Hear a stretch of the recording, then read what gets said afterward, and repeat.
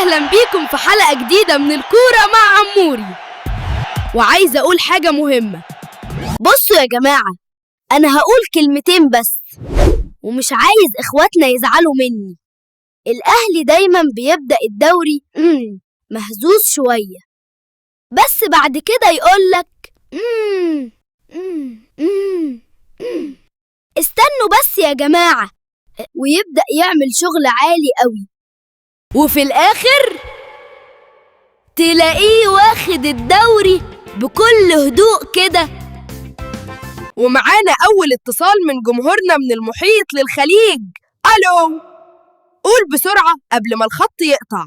الو يا عمر، انا متابعك من اخر الكنبه في البيت. قول له بس، هو الفريق ناوي يخلصنا بدري السنه دي ولا نستنى للنفس الاخير؟ بص يا بطل، احنا في الكوره عندنا قاعده مهمه: اللي يجي بدري مش دايما يضحك في الاخر.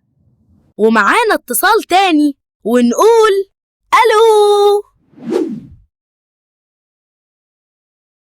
الو يا عمر، احنا الزمالك، احنا اللي هنضحك في الاخر، وابقى تعالى قابلني اخر السنه واحنا شايلين الدرع. رأيك يحترم يا أستاذ، وإحنا قناة محايدة في الآخر. وكده نكون وصلنا لنهاية حلقتنا النهاردة. ما تنسوش تشتركوا وتابعونا الحلقة الجاية.